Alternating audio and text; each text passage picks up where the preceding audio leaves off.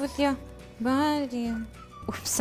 Hello fellow teachers, this is Skyeng and me, Anastasia. Now, that was really awkward, wasn't it? But I wasn't just enjoying myself, I was thinking of how I could use this song in my next ESL lesson. Wanna know more? Let's watch the video. Have you ever considered using music activities for your adult learners? If you haven't, you should, and here is why. It helps us to build the necessary skills for learning. It boosts your vocabulary and gives you an opportunity to practice some grammar constructions. Most importantly, music helps you to motivate your students to study harder. In fact, there's been a study on a human brain, and guess what? It turns out that music and language recognition happen in the same area of our brains. It means that linguistic and musical patterns are processed in a similar way. And now I'm gonna share some ESL music activities with you guys. Most effective and massively used music activities are the ones with the focus on the song lyrics. The thing is, most pop songs contain short words, simple grammar constructions, colloquial expressions, so everything that makes the learning process more exciting and meaningful.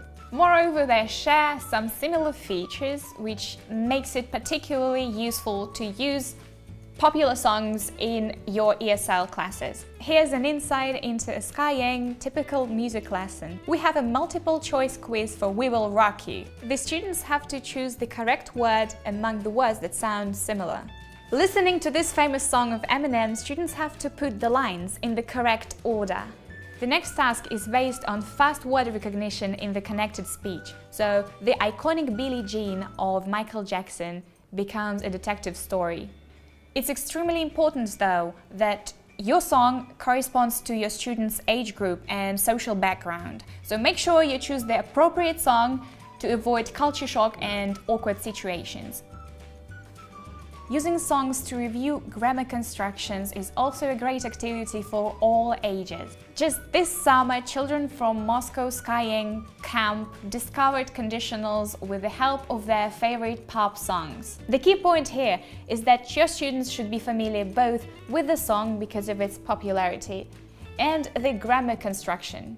It's necessary, though, to pick the song that corresponds to your students' mood. Ask yourself how you want them to feel. Energized, joyful, sad? Whether you work online or offline, music is a great way to shift the mood of the classroom. Creative activities like Jeopardy or language quests need supporting background music. Ready to try something new? Hand out some paper and pencils and have your students draw while the music is playing. Pause after 20 or 30 seconds and tell them to swap the pictures, so each student carries on drawing what the other person had started before them. When the game is over, each of them has a picture that most students have worked on. After that, it's up to you what to do with the picture. You may be as creative as you want. For example, you may ask your students to create a comic story by putting the pictures in the order. Tell them that it was someone's dream and have them analyze it as if they were shrinks. The next task kills two birds with one stone, relaxes your students and encourages them to speak. Ask your students to close their eyes and go deeper into their dreams. Imagine that you are about to enter the most beautiful garden you've ever seen. You are standing by the gates. What do they look like? Where is the path leading? You'll find the rest of the story below. And how do you use music in your lessons? Leave the comments below.